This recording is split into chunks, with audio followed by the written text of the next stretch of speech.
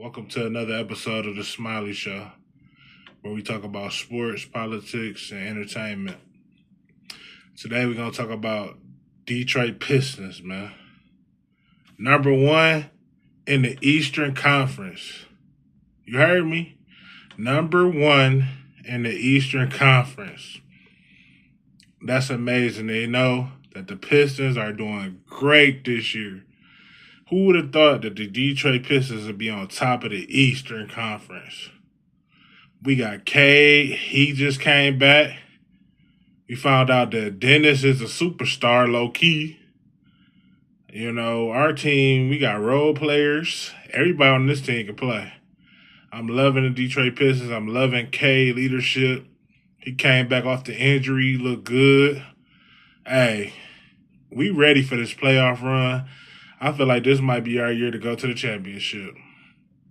At least the Eastern Conference Finals. At the least. K dropping 20, 25 a game, 10, 15 assists. Duran balling, you know. A third defensive player of the month a couple times. I mean, we just clicking on all cylinders. I don't see too many, teams that's going to be able to mess with us out the East. New York in trouble. I feel sorry for them. If they got to play us again, oh, baby, they in trouble. New York, y'all in trouble because we hungry. You see what we did to them a couple of times this season already. So imagine us getting them in a 7-game series. We know how to play Brunson, so that ain't going to do it for them. We know how to play him now. It might have took us some time, but we know how to play him. I just loving the vibe. I'm loving the crowd, the energy, the team, the coach. It's just seeming like it's a win-win situation for us this year. So hopefully we take it all the way to the championship. Remind us of that Chauncey Billups team, that Rasheed Wallace team. Tough defense. Everybody on our team can score. Everybody can rebound. And we all play tough, hard-nosed defense. Who gonna be able to beat the Pistons? Like, honestly, who gonna be able to beat the Pistons? I don't see it happening for no teams in the playoffs. We started off the season and finished great. We lost our star player in Cade, but maybe he needed that time off to work on his mental and work on his leadership skills, and then we needed that time for other players to show their talent. Duncan Robinson dominating. We got a lot of good role players, man. And I'm just happy to be from Detroit at this time. Also we got the Michigan Wolverines. I said it. I called it UConn versus Michigan. It happened. And Michigan came out on top. I mean, what did y'all expect? I mean, it was a tough championship. I mean, we shot a lot of threes and we missed a lot. But when it counted, we hit them. And we went to the hole a lot, and we shot a lot of free throws, and that helped us a lot, because Michigan don't miss free throws. They do not. Elliott went crazy. I can say that. He was a true leader for us, floor general, shoot the three-pointer, make all his free throws, go to the lane hard, shooting those layups. Trey balled. He was a big factor for us this whole tournament, especially that big-time three, his defense. He was shooting lights out this whole tournament, and he wasn't missing no free throws. So shout out to the hometown kid, who held it down for Michigan. Had a lot of role players too. Yaxel went in, and you seen Yaxel got hurt. But he made sure he played that championship game for his team. And he did his thing, man. He switched shoes in the second half. Had to, he kept shooting. He didn't quit. He kept shooting. And that's all that matters. You got to keep shooting, keep going to the hole. This Michigan team was tough, very tough. The big man, nice. The big man is nice. Number 15, 25, Come on now, man. You can throw him a lob from anywhere. He gonna get his rebounds. He gonna post up. He gonna block shots. You couldn't get a better big man than what Michigan had this year. That guy was excellent. And number 21, the power forward, he was nice. He did his thing. Like, I can't lie. He hit some crazy shots. And the way he shoot, he throw it up. It don't matter who there. He gon' shoot that ball when he go into the hole. And he catch a lot of lobs too. He got a decent post game. Michigan had them big boys and they had them big time shooters this year. Big time shooters. We had number 11 coming off the bench. He hit a lot of clutch threes for us this year. And he had a lot of putbacks, a lot of tip dunks, a lot of rebounds when it counted. He the one that threw the ball down the court at the end of the game after he got the rebound so that UConn couldn't get another possession or another chance at a three or whatever. I'm just proud to be a Michigan Wolverine fan because we look good, baby. And we won the championship just like I thought. And I said, hey, I'm just proud. I know Dusty proud because he put that team together. Hard working team too, a loving team. They remind me of OKC. The way they do their interviews, they always right behind the coach. They always laughing and playing. You know what I'm saying? They always putting towels on each other. That's the youth vibe like OKC had. And you see what that led to, a national championship. That's what it takes. Love, laughter, picking your teammates up. You just gotta come together, create a family atmosphere, and know that you're playing for your brother and not yourself. And that's what Dusty May shown. He's shown that he picked guys that, fit the system, that play off each other, that got love for each other, and don't mind sharing the ball. They don't really care who score. So when you got a team like that, and every time one of them get an interview, they right behind each other, laughing, playing, putting towels on each other. I don't care if it's the coach to one of the players. That's how you get the love that you need to win a championship. And they showed that all season. Even through their defeats, they stayed together. You watch the Michigan game, you got the guard that tore his ACL. You got him talking to Yaxo during the game that lift his confidence. Where they do that at? That's a team that wanted to win at any means necessary. And I appreciate that team, man. They had the 5-5 come into town, How many times that happened? That was a great team, great year. And man, I wish the guys that's going to the NBA the best. And I'm so happy we got some guys coming back and we got some guys coming in the transfer portal. Yep. So we gonna talk about the Lakers, man. Can't believe the Lakers are back. And we got Luka. Luka hurt his hamstring, so he out for a minute, but he been balling lights out all season. Austin Reeves, he out for until the playoffs, which it hurts, but at the same time, the Lakers are a great team. LeBron still got it. They might not like Bronny that much, but LeBron is the franchise of that team still.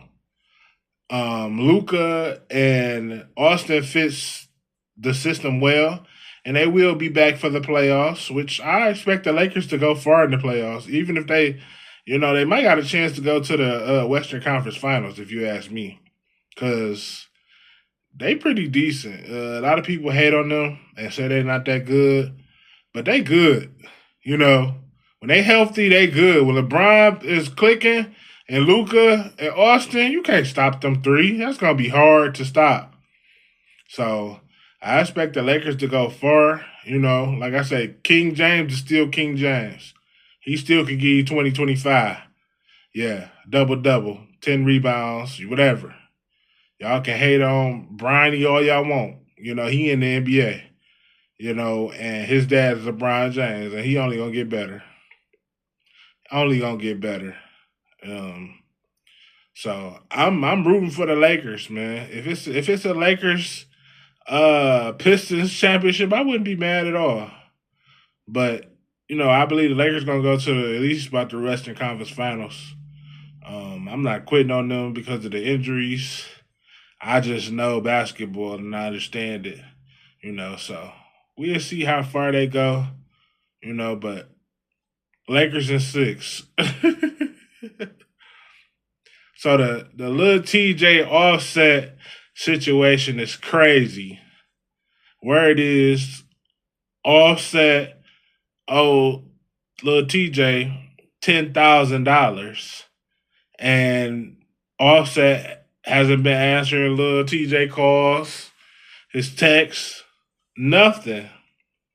So I understand, them having an altercation in Miami, and what I'm hearing is little TJ shot Offset, and Offset was in the hospital, and little TJ went to jail, which is an unfortunate situation because any man that borrow money from somebody, they know what they owe them, and when somebody calling and reaching out to you, and once you get that money from them, whether you're gonna pay them back or not. And Offset past, he has gambling problems.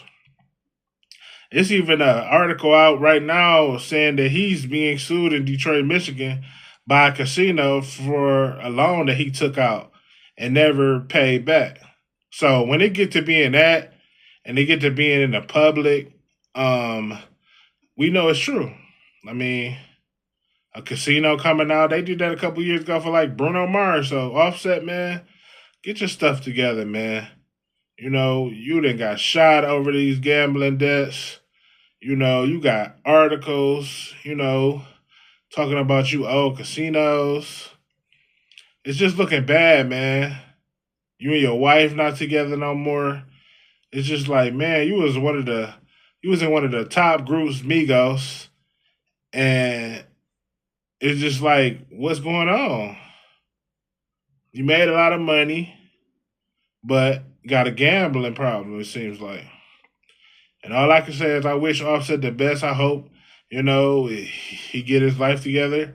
But it's unfortunate that little TJ shot that dude. Little TJ done been shot a couple times himself, so you never know when a guy got shot, what he feeling like. He might be in self-defense at all times. So that situation is crazy. Best wishes to Offset. Best wishes to them. Hope little TJ don't face no jail time, but at the same time, it's like, man, you can't take matters into your own hands. That's how you get in trouble. That's how you get jail time. That's how you get sentenced. Like, gotta handle situations better than that, man. Like, I understand somebody owe you some money. You might have lent it to them, but like, if that's not your real friend, you shouldn't be lending them money anyway. You gotta blow a man phone up. You gotta get into tussles with them. You gotta shoot them. Like, come on now. Who want to go through all that when they on top of the world as a rap star? Like, but also got to learn too, also that when somebody do stuff like that for you, they mess with you, they vibe with you. So it's best to do people like that good.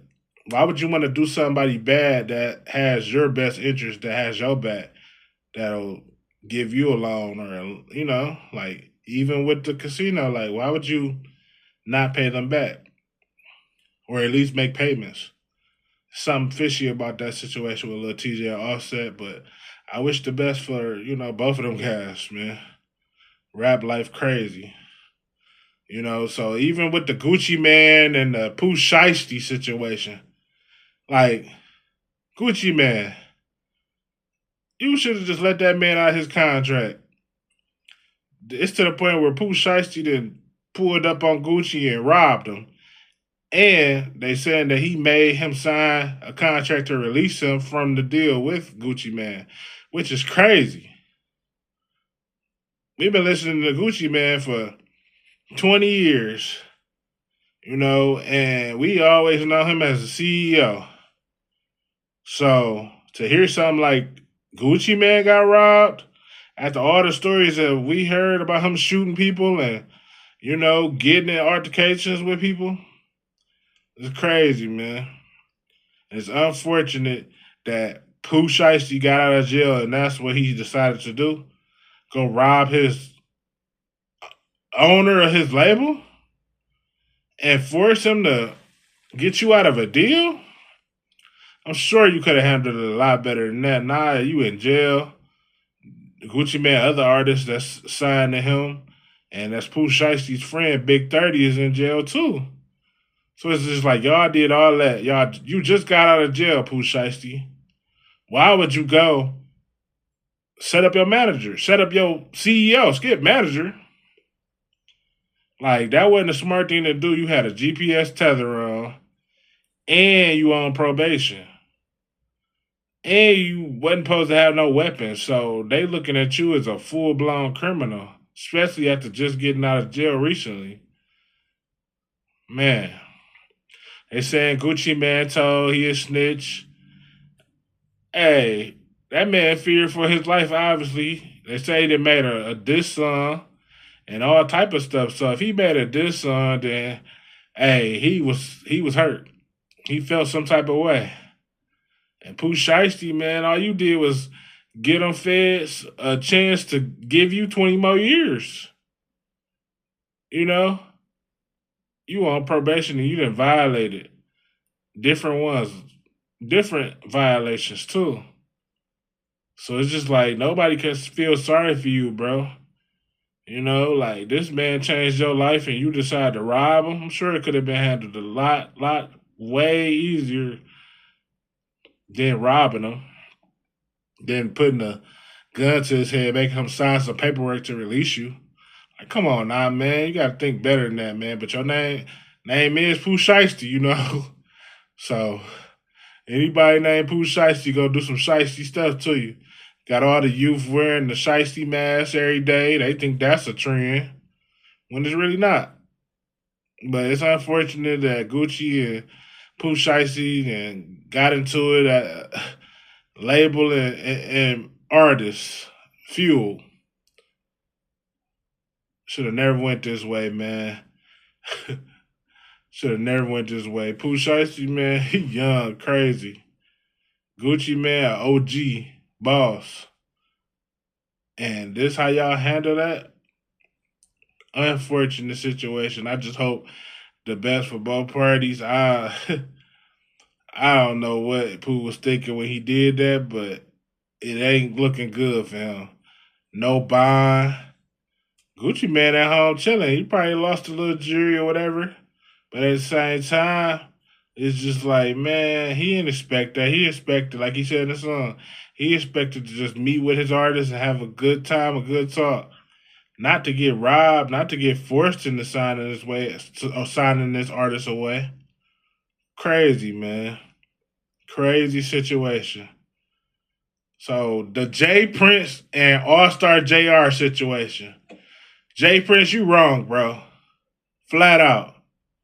JR, yeah, that's his baby mama. And they might have their separate ways right now, but what is you bragging on the internet about being with somebody's baby mama for? And you so mad because JR checked you about touching his kids. Why are you touching another man's kids and then getting mad when he says something to you about it? To the point where you using his baby mama as a pawn to stun on this man.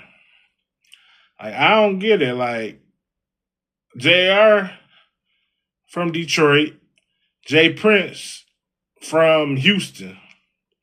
But it's just like All-Star JR moved to Houston, and his baby mama basically looking for a come up.